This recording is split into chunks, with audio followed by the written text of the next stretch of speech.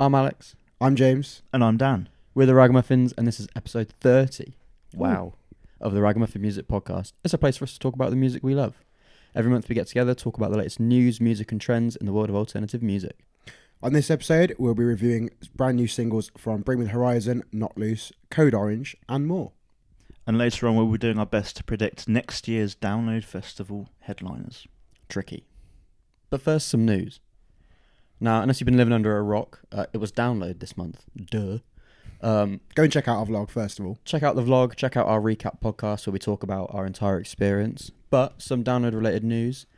Metallica's performance was mistaken by residents 10 miles away as a, quote, party. Residents have shared their thoughts on the noise which they heard as far as 10 miles away, which they assumed was just a small party going on. No, it was Metallica. I believe it was mostly from the Thursday night. Because I remember being back at the campsite and hearing like the wind was really taking it to another level, and it sounded really, really loud. I think that's what most of it was. It wasn't necessarily how loud it was. It was just that it was quite breezy that day, and it was just carrying it quite far. Yeah, that's some residents said that it was coming and going sort of as the wind was changing direction, but pretty sick that metal is heard so far away. Metal. In other news, Foo Fighters made their triumphant return to the UK with a surprise, well, not so surprising, secret set at Glastonbury, which was an absolute barnstormer. Brilliant to see that band back on their feet and back on the stage, and excited for new music. They really churned it up. Yeah, the album's already out. It was pretty good. The album's already out. And I think they're releasing like a tour soon for UK, so... It's just been announced. It has been announced? It has been announced. Lovely. Villa Park, a couple of days at Wembley, I think. Nice. Huge. Fair play. As well as some others. M Shadows has come out in an interview and said it's okay to hate the new Avenged Sevenfold album. Which is reassuring for us. Yeah. We listened to it. We were going to review it. We didn't like it. Didn't have much to say about it. And so we didn't. So yeah. Thank you, M Shadows, for verifying our thoughts on the latest Avenged Sevenfold album. It's nice to know that he's not going to be too upset. Yeah. And that's the news? That is the news. That's the news. That's the news? Is that it? Really?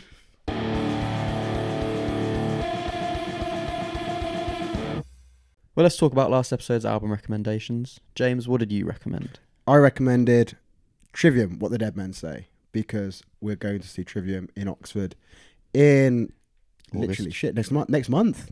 Fuck. No, it's in August. Oh, we're pretty much at the end. We're pretty much at the end. This might come out in July. Yeah, good point. It doesn't matter. Anyway, I love this album. Could it be my favourite Trivium album? I think it may be mine. Might be. I mean, In Waves is an absolute classic. No, I love this album. It's probably a little bit too long. You could do without a couple of songs, but the ones that hit like a truck, and I'm very much looking forward to seeing it live. Yeah, just happy to be listening to a band like Trivium again, because I sort of don't really do it of my own volition sometimes, so it's just nice to get a recommendation. Yeah, a lot of Trivium stuff, although I really like them, I'd never find myself revisiting them very often, so quite happy that James recommended this one. And I mean, the title track is just the standout, isn't it? It's just such a banger. Great way to start the album.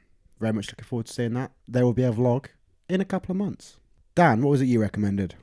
I recommended Dinosaur Pilot's Celebrity Mansions in anticipation to see them at Download, and then I didn't see them at Download. However, we'll hopefully be seeing them at Trees. We will be seeing them at Trees, for sure. Attempt number 2. It's been interesting because they've never been a band that I've necessarily listened to outside of festivals, but just seem to, like, they keep popping up everywhere. And it's always a band that it's like, you know what, if they're around, it'd be cool to go and see them because they always put on a live show. And so then when actually listening back to this on record, like, found that I recognised a few more songs than I thought I knew of, which made it a really, really enjoyable listen. I like, as the first kind of proper way of dipping my toes into their recorded material, has made me want to delve a little bit more. So it's left me with a lot of enthusiasm now, looking forward to seeing them at Trees, and maybe not watching them from so far away. Oh, James is going to be in the mosh pit. Ooh. What a surprise. I also plan on getting right in amongst it at Trees. I really, really enjoyed this album. Seamless. I found it just really seamless and easy to listen to, and like repeatable as well. Yeah. Back Foot is the obvious, like, absolute standout banger on the album. But Pouring Gasoline, I really liked K West. I thought it was a really fun song. Yeah, the whole album's just really fun, like sort of raging party vibes, which is perfect for 2000 Trees. We've said before there are some bands that are Trees bands, and They this fit that is mold. maybe one of the most strong like Trees bands that I know. So loved it. Easy Treesy. Easy Trees. I love that. And Alex, you recommended... Another Trees band. I recommended Bullet for My Valentine's Fever. Now, is this band Easy Treesy? I don't know about Easy Treesy. It was interesting because I never listened to Bullet as much as you growing up. However, like going through this album, I strangely recognised a lot more songs, I think, just from my childhood of just hearing it being played around the house and stuff. So that was kind of cool. It was an enjoyable listen. I don't think I'm ever fully going to get into their music because I feel a little bit with them in particular, and maybe with some other bands like you look at Avenged and others, like it's a bit more nostalgia based, I think, sometimes. And if you didn't get into the band at that time, it's not going to be one that you're necessarily going to love and delve into that much. You can kind of sit back and enjoy some of the songs, but you're never going to become like a big hardcore fan. And so I felt like there was a little bit of a gap in between me and enjoying this album based upon that. But like I said, of the songs that I knew, I was like, oh, cool, I remember this. This is a bop. I'd listen to a song, the verse would come through, I wouldn't know what it was, and the chorus would hit, and I'd be like, I know this one. But yeah, I think it would be cool to see them at Trees. From what I've seen from a few kind of snippets, they seem to put on a good live show, and that they come across as a good band. So it'll be interesting to see them, but maybe not Easy Treesy. I think I'm the same as James, really. Like, I wasn't really much of a Bullet fan back in the day. And listening to it now, like, it's not that I didn't enjoy it, but it feels like it probably hasn't aged very well. Mm-hmm. Again, like James said, it's probably a lot of like nostalgia within this album, which people love at Trees. But I think if you're a new fan, you're probably not going to be like as into it. Yeah, no, I completely understand that, and that I think that was sort of why I wanted to recommend it, because I'm quite an old Bullet fan, like this era especially. So it's always interesting. I also thought this album was a lot older than it is. Like, it only came out in 2010. Yeah. I thought it came out much earlier. You do get that like 2000s metalcore vibe from it, and it like you can listen to it and easily place like around the era where it came from. So it's very identifiable with that. Shall we talk about some new tunes? Yeah.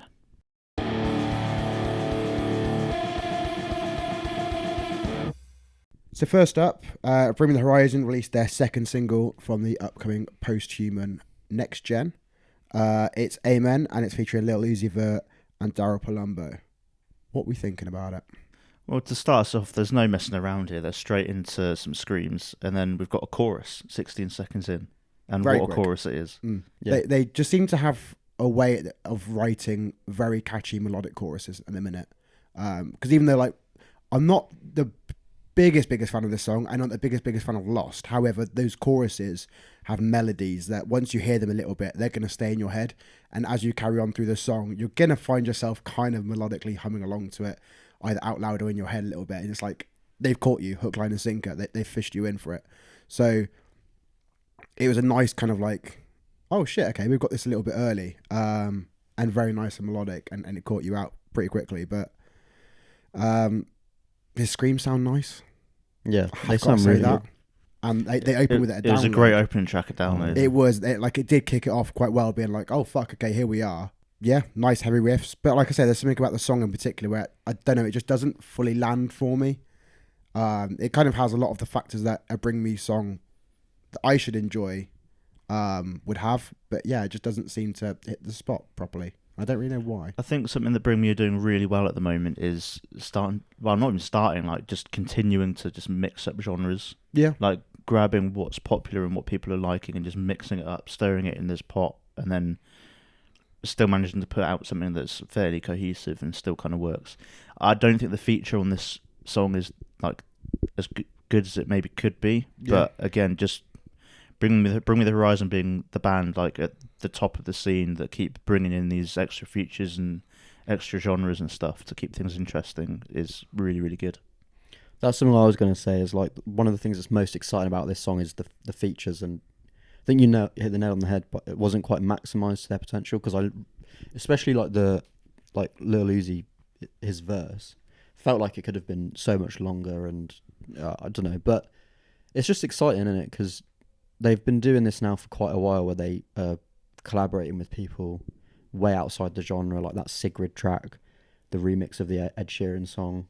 Whether or not you think all of them are like landing, it's just exciting for a band that are still this heavy to be so prominently like mixing up with like massive contemporary pop artists. So Do Post Malone next, please. oh my god, That would be an interesting collab, actually. no, I want to see Post Malone collab with like a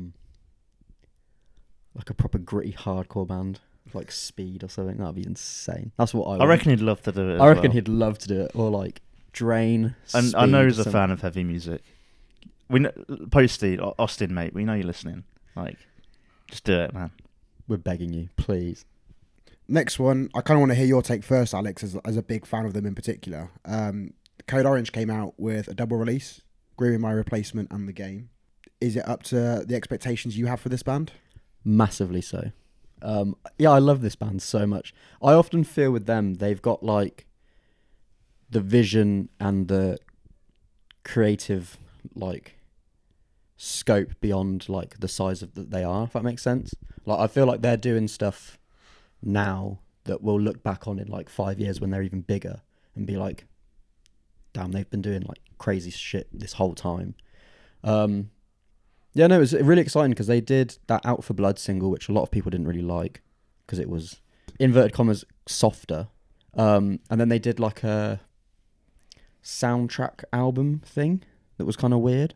So then to get these two songs that are like really full-on relentless, raging heaviness, absolutely more than welcome. And I watched their Hellfest live set when they played both of them, and it was so fucking sick. So I love it. They're my top bucket list band to see. But anyway, that's my take as a Code Orange fan. So what did you guys think? I think, like you said, Alex, like we'll look back on this in 5 years and be like, yeah, they've been doing this the whole time. It almost feels like we're not ready for this yet, or at least that's what it felt like to me. It took me a really like maybe 3 or 4 listens to sort of get, firstly find a beat, and secondly to be like, yeah, okay, yeah, I get what they're doing here.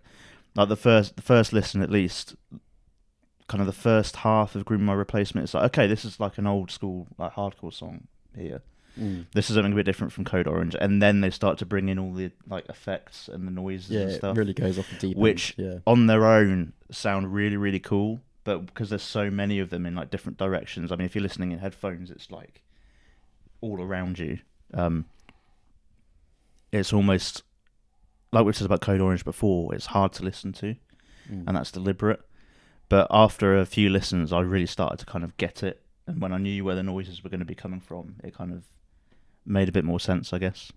I've always felt like Code Orange are a band that sort of swallow you whole as you're listening. Like I can't ever like just listen to one song and leave it. I'm sort of like all consumed by an album or like by a playlist that I've got of just their songs, and yeah, that's what they are to me, just this like all-consuming band. I mean, touching on that, I think there's a great pairing of songs. They complement each other very, very well. And like, kind of just to pick bits apart, like the vocals are consistently just in your face. The drum mix, I think, is fantastic. The snare drum sound, amazing. Like the sound of the ride cymbal cutting through, beautiful. Well, you know who plays drums, don't you? Is it Max on the recordings though? Is he actually officially on the recordings? Well, he's in all of the. He's in the promo shots. He's in all the promo shots, so you would have to assume that he's. Which, if it is, then now. Fantastic. Which also means Portnoy Bingo. Portnoy Bingo. There's groovy riffs there. It is very, very unrelenting. I think, like you say, yeah, it's something I think to look back on in a few years' time, and whether this is just like a 2-track they're just releasing, or if this is leading up to a next album. I'm not sure if I've seen anything in particular yet, but either way, I think, yeah, for me, dipping my toes into a lot of their kind of recorded material now, it's a very strong entry point, I believe. Yeah, and I've seen a couple of tweets. It absolutely crushes my soul that we weren't at Outbreak for their set, because people are saying like a 10k capacity warehouse with all of like the LED screens and the light show that they had. I saw one tweet, then it was basically like that was the perfect Code Orange set. So I feel like they're just going to take over from You've here still not on. managed to see them, have you? No. One day. That'll happen. They're the one. They're the one on the top of my list. Should we go from one pairing of heavy as shit singles to another pairing of heavy as shit singles in the form of Knocked Loose. Yes. Deep in the Willow and Everything is Quiet Now. Fucking hell. It's not really very quiet, is it? No. I mean, what else can we say about these songs except Knock Loose, motherfucker? Perfect. I was literally blown away. I was like, my jaw was on the floor watching the double video and listening to these. I just couldn't believe it. It's insane. It feels like, and I saw this comment in particular, like, not in a bad way or anything, in like a good way. Like Coachella kind of changed them, in some kind of regard. Like that they've had this trajectory. They've been releasing great material anyway. They've had this kind of blow up moment where a lot more people outside of like hardcore heavy music are now figured out, fuck, what is this? And it's now like they've got such a shine on them that it was like almost they needed to step up and kind of like put something out next that was going to deliver, and they fucking knocked it out of the park with it as well. So it's like having that kind of step up, having that increase in, okay, let's put out possibly some of our best work, and especially looking forward to what's going to come through now. I'm very, very excited to see what the future is going to be with Not Loose. Really, really fucking annoyed that they weren't at Download and that they're at Reading and Leeds, because they could have put on a hell of a show. And on a big stage, I reckon they would have pulled a fucking crowd as well. So it's disappointing. But two absolutely incredible songs. Everything you kind of expect from the Knock Loose sound and more. They're just one of those bands that just are on the rise, and they keep rising and keep getting better with everything they seem to release as well. There's no stopping them right now, is there? No. It's an unstoppable force that is yet to meet an unmovable object. And also like a special shout out to the clean guitar melody at the end breakdown of Everything Is Quiet Now. Literally one of the like goosebump moment listening to that. Even I think in the chorus of Deep in the Willow, the back and forth you have in particular the vocals of Brian and Isaac. They just complement each other now so well. It's like they've really tapped into something, and like everyone is firing 110% on all cylinders. So amazing shit, really. And also the second guitarist Nico, Yeah, his vocals in that song as well for the first time. I would love to hear more of that. yeah. And I think I saw like a tweet of this is his first actual recordings. Yeah, Of actual guitar work on a Knocked Loose record. Yeah. So because I think he joined during the Fabric of Life era, but Yeah. wasn't on the recording. So good stuff all around, to be honest. Big up Not Loose. I mean, Not Loose motherfucker. Agreed. Here. Now, to switch moods completely, we go to the brand new Block Party song, Keep It Rolling, with their first ever feature, and that's Kenny Hoopla. And first of all, I love that, because for a band like Block Party, who have been around for as long as they have, to not have done a feature for this long, and then this is the person they pick, I feel like there's a lot of like, I don't know, it's quite a profound thing. It's being aware of, I guess, where the scene's going now and what's up and coming. Yeah, but that's nice as well, because they could have probably asked near enough anyone. It's nice when bigger artists are lifting up, the future, basically. Yeah, definitely. Paying homage with it all. I think Kenny's the perfect choice as well as their first feature, because not so much on the more recent EP, but on his earlier stuff, I've always thought this sounds like it's got some Block Party influence in here. Yeah. So for him to be paired up with them is a perfect pairing for me, I think. Yeah. And the song itself is, I love it. Like, every Block Party album and every Block Party song is just a massive vibe. And this is no different. It's just like, so easy to listen to. You can chuck it on repeat. And I think Kenny's verse like really just takes the song to another level. I love it. Yeah, I've got nothing more to add. And finally, the last bit of new music to talk about is the only album review this month, Trophy Eyes, Suicide and Sunshine. We had fucking 4-5 singles, I think, by the time it came out, which I love. I love that that's now like where music is going, that we get loads of singles, but still loads of it was a hefty album, so still a lot of new stuff to indulge in. And for me, I think this might personally be my favourite album of the year so far. Wow. I absolutely love it. And like, up until now, I would say, if anyone ever asked me, I would say Chemical Miracle is their masterpiece, and maybe it's recency bias and a bit of excitement, but I think this album, Suicide and Sunshine, is their absolute like defining work. I think it's got everything that I have ever loved about Trophy Eyes, but perfect. I don't know. I think like the upbeat, happy, dancey ones are more upbeat and happy and dancey. The punk ones are still super fun and energetic. And then it's got some absolute soul-crushing sadness. I don't think I can like listen to the song Sean much, to be honest. It's really, it's a tough one, Yeah. isn't it? I mean, I think the band themselves have summed up the album perfectly by saying it's like sad. I can't remember the exact wording, but it's something along the lines of sad songs disguised as happy songs. Yeah. Which is exactly what it is. Some of it's so like bouncy and upbeat, but then the lyrics deep down and like what it's actually addressing are like really somber. Yeah, like kind of a subject. I mean, Alex, you've got a bit of a breakdown there. Yeah, well, it's something that they did for Apple Music is they John, the vocalist and lyricist, did like a song by song breakdown, and which I always really like because I like it when you sort of get. Like, I listened to the album first, had my own sort of interpretation. Yeah, it's almost like you kind of come up with your interpretation, Yeah. and then you get the actual answers. It's It's like when you do a mock exam in school. Yeah.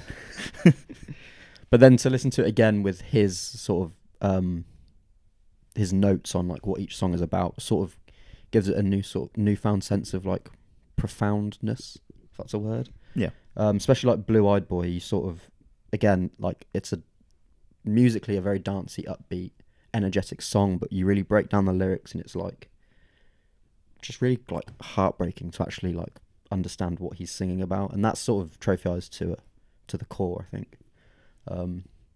Yeah, I love it. And the thing that's really great is that they've said quite publicly that they were pretty much done during the course of the pandemic, and they wrote this album as sort of one last final goodbye, and I think it's now actually spurred them to really carry on. Yeah, which is I think it will. Thank God, because if they'd split up after this, I think I would have ran into the ocean.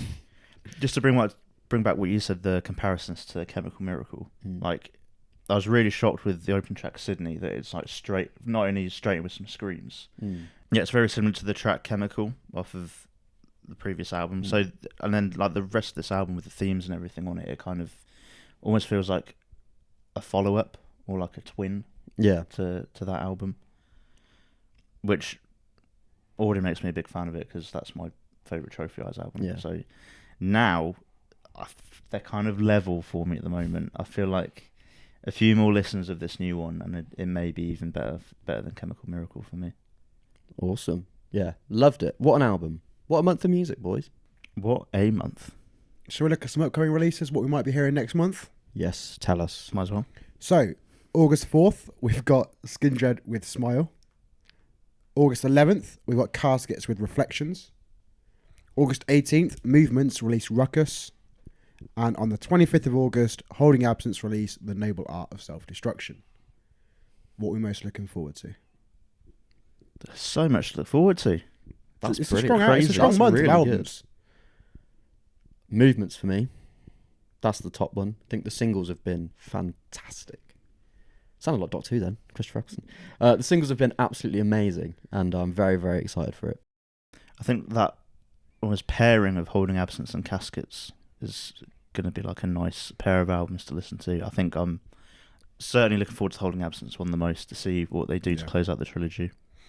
Agreed. I think, it'll be really, really good.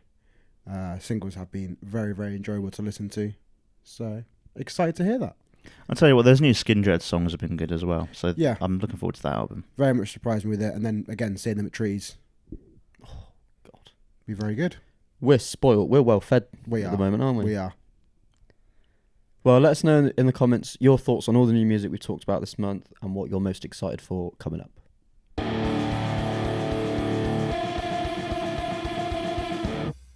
So, we usually have our Gig Talk section here. But the only things we've got really to plug for that are festival season stuff. So, we had Slam Dunk, we had Download. To be honest, if this is where you're listening to us now, go and watch the vlogs. Go on YouTube. We've got some great footage on there. We had an amazing time with both of them. We've got recaps talking about both of them. So if you were there at Slam Dunk and you experienced all kinds of fun issues and bits and pieces amongst the amazing bands that were there, go and check that out. Same with Download. Go and see what we thought of it. Did you have same opinions? Who was your favourite headliner? Let us know. Comment below on the relevant recap. And we'll see if we agree with you. I'm holding my mic here ready to say something, but James has just covered it all, really. I'll tell you what as well, I'll make it easy for you, listener. I'll put the links to the vlogs and the recap podcast in the description. Oh, you are good just to click them. on them. Just click on Just them. click on them. Go and watch them. And then come back to this afterwards. Yeah, do that.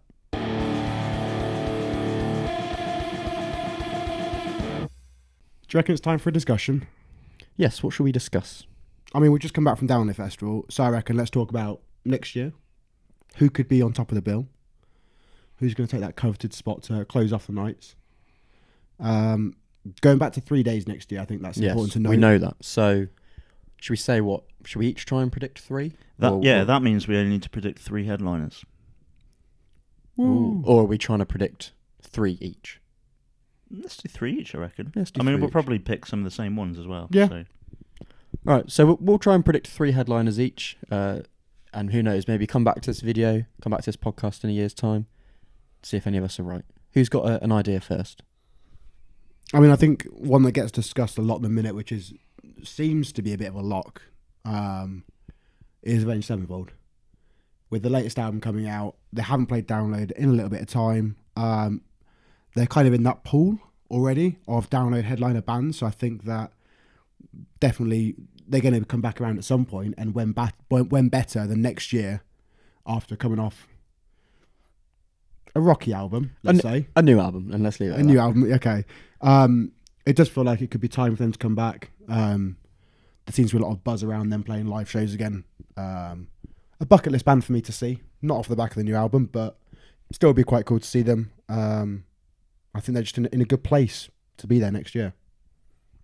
I'm with you on that. I think Avenged Sevenfold are pretty much like Pretty much a maybe lock. 80% of the way there. I think they're pretty Yeah, strong. likely. So in terms of picking another one, until pretty much yesterday, I had a feeling about Foo Fighters.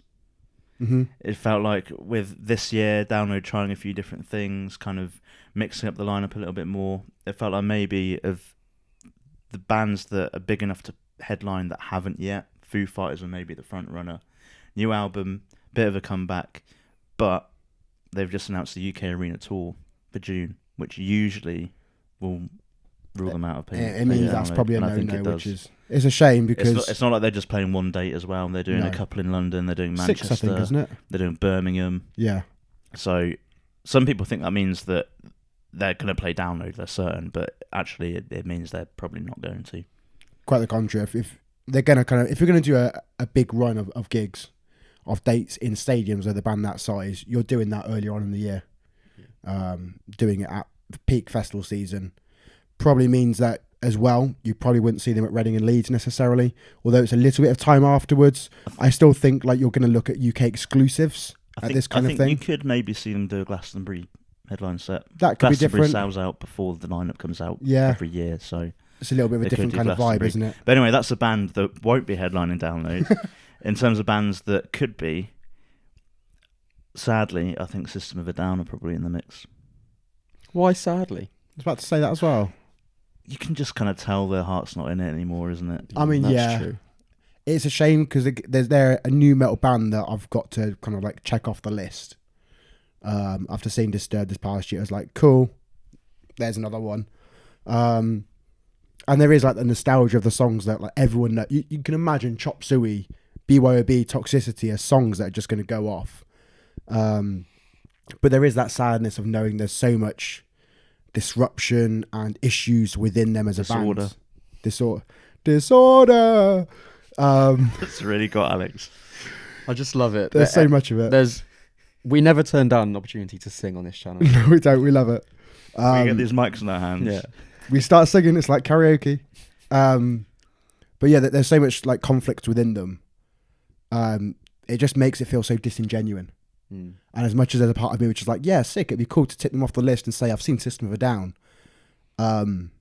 there is that part of it which is like internal debate of, are they actually enjoying performing live together? But anyway, the main reason I think they're probably going to headline this year, or likely to headline next year, is that they were meant to do it in 2020, and then they were on the posted for 2021, I believe. Yeah. And then they kind of disappeared off of the next one. So It's like they owed it almost, isn't it? yeah, pretty much all like at least due a return. Who are you thinking? Well, you've both picked the first two picks that I had in mind. So I'll throw another one out, and it's a returning headliner, but one that I think would actually be welcomed, and it's My Chemical Romance.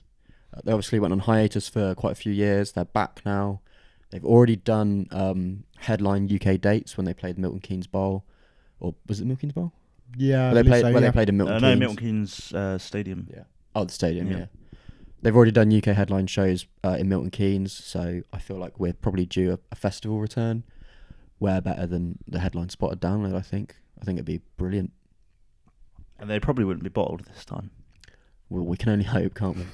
But no, I think with Bring Me the Horizon, it definitely showed that the younger generation of Download goers are like really the ones with the power now, I think. And I think for our generation to be there for a My Chem headline set would be like really magical. So we have the power now. We have the power now. The future is now.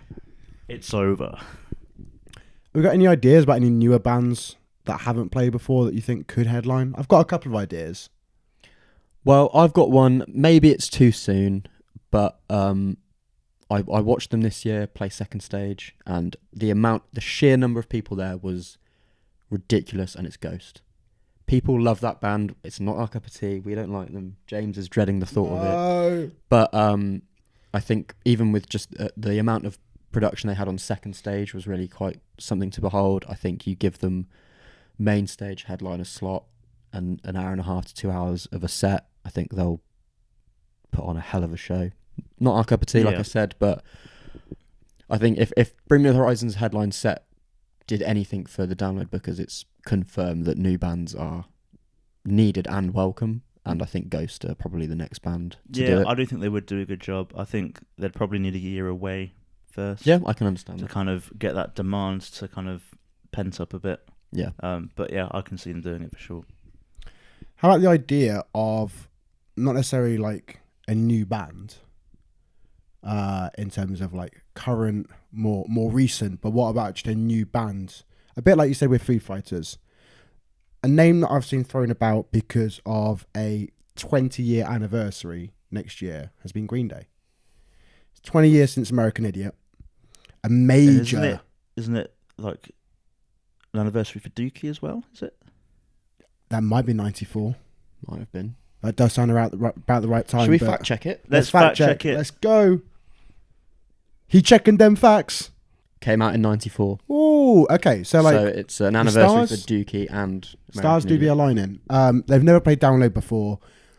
The nostalgia hit for so many people, myself included, straight away. Like Dookie on a phenomenal album, I'm just going to straight up say, but from American Idiot was a turning point for me musically in terms of the direction and so many other people as well. Yeah, just kind of like the path that it led me on with heavy music. I owe a lot to that album, and to see either that played in full or at least just to see them, I think, at Download Festival to celebrate so many of the bands that are lower down on that bill, that even though they might be heavier to some degree, that they have actually influenced, I think would be something very important. It'll be a really big celebration, and I think they would fit in so perfectly with the Download crowd.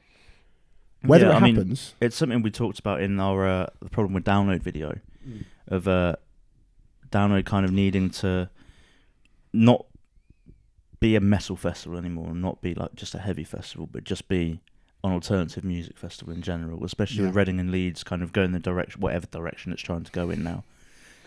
There's this new pool of bands like Foo Fighters, like Green Day, like maybe Red Hot Chili Peppers, Blink, Paramore, that aren't gonna fit in at Reading and Leeds anymore, that will need a UK festival for them to headline, and either that's going to be a new one that comes through, an existing one that expands to be bigger, or Download. Yeah. And I think it makes perfect sense for Download to be that place for a band like Green Day to go and headline. Very much agreed. That'd be amazing vibes. I'd love it. I'd love it so much. speaking of bands that may have headlined Reading and Leeds and might move to Download, this band technically didn't headline Reading and Leeds because they pulled out. But I'd like to see Rage Against the Machine at Download.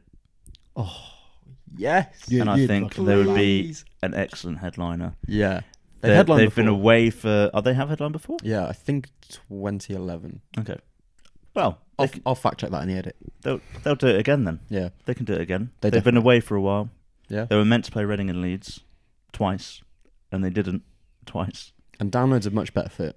Yeah, and it's run by the same people that run Reading and Leeds. So, But also, depending on, like you said, with Reading and Leeds, with it being Live Nation for both of them, with that, Sister of a Down previously had a booking owed to them.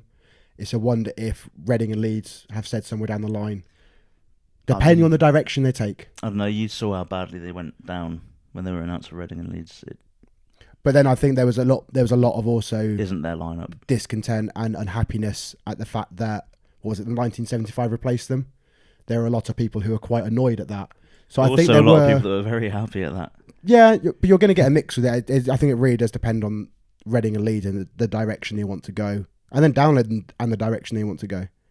It's a although the 20th anniversary has just been and gone, it feels like we're in very murky waters for the future of festivals. I think in terms of how is it going to progress, because I mean we could get, and no disrespect to them, we could get like a Def Leppard churned out again.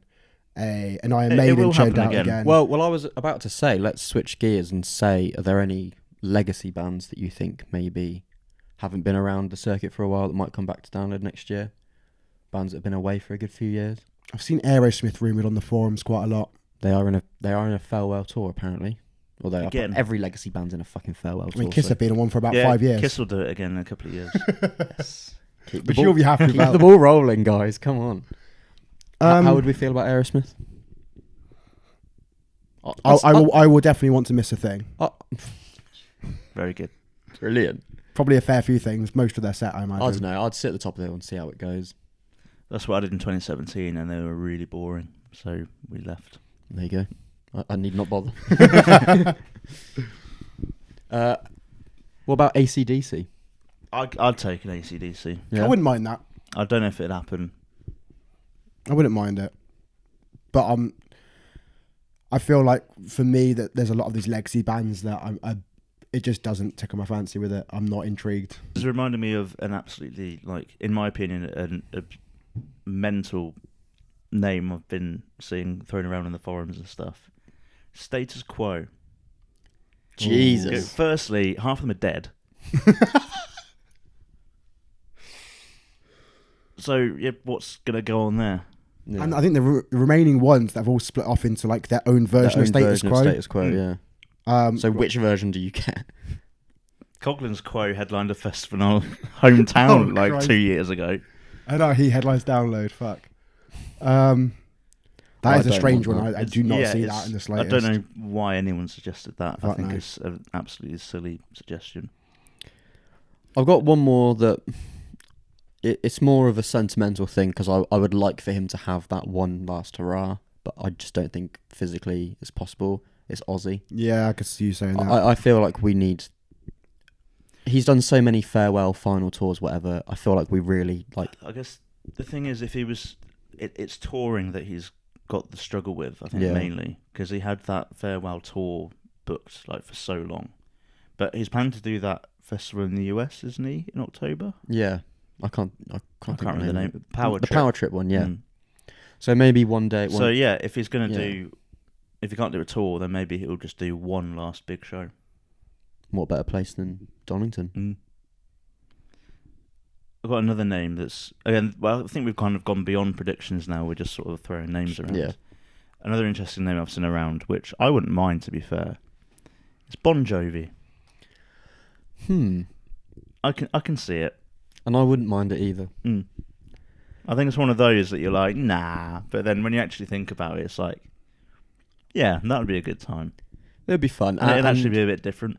And I think, like I said a minute ago, you got legacy bands that just can't cut it anymore. And I don't think Bon Jovi are there yet. I think they'll still put on a good show.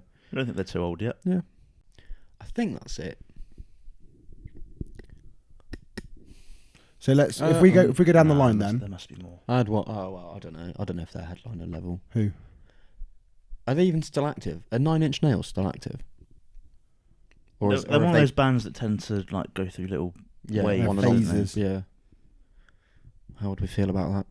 Can't tell. Are they big enough? I think so. I don't know. I think they're probably big enough. I think they're a Saturday night headliner. Yeah, not Not quite closing big the enough to weekend. close off the Yeah. weekend. Not the big opening one. Yeah, maybe. Saturday night, sexy, depressing vibe. Maybe. So I reckon if we each have Try and an lock idea it. in our head, an actual prediction, Alex, what 3 bands are going to headline Download Festival next year? I'm saying it now.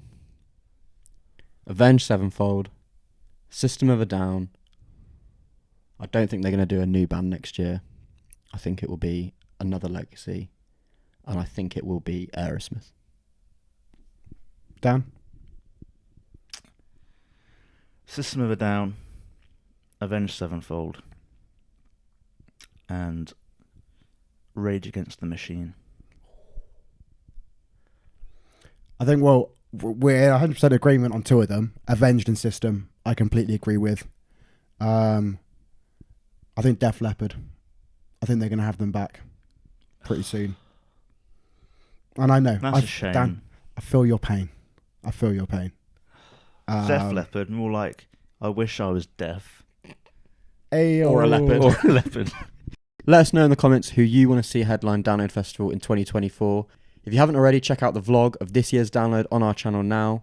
It's a bloody great time.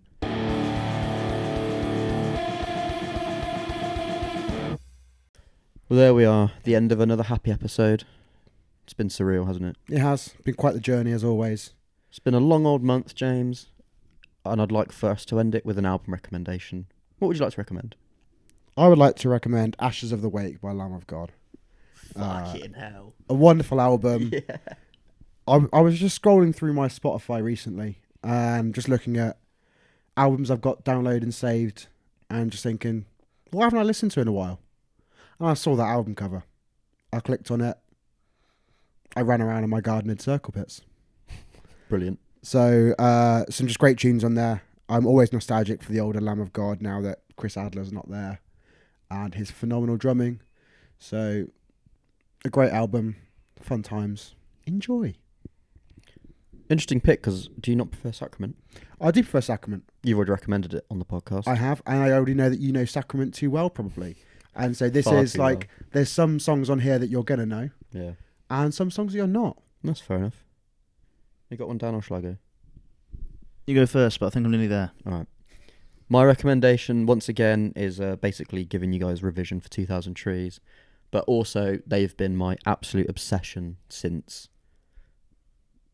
When was the Counterparts gig? April? May?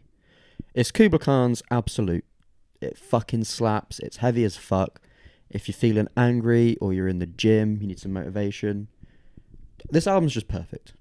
If you want to get through a rough day and maybe spin kick your nan, chuck it on. Listen to it, love it.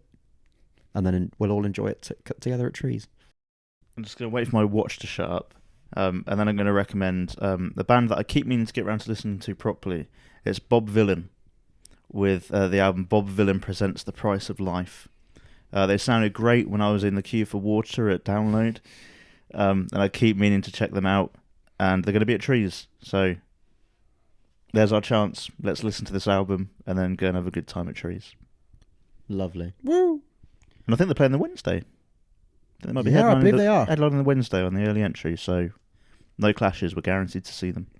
In the forest of all places. Oh, thank God. The vibes once we're there again. Hell yeah. An amazing place. And if you're listening to this before Trees, obviously, go and check out a vlog from last year. If you're going to it and you're getting excited, it's going to hype you up because you'll see mine and Alex's first reactions instantly as well after Dan had hyped up to us. And it is just a wonderful place. And you're going to have an absolutely fucking great time. Guaranteed.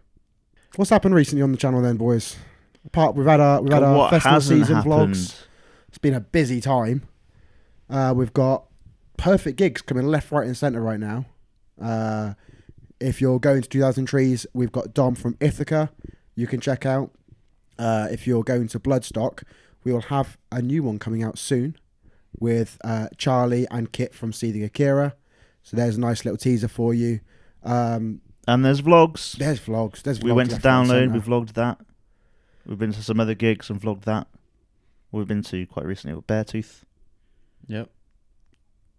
And others. And others. We'll go to more gigs and vlog them.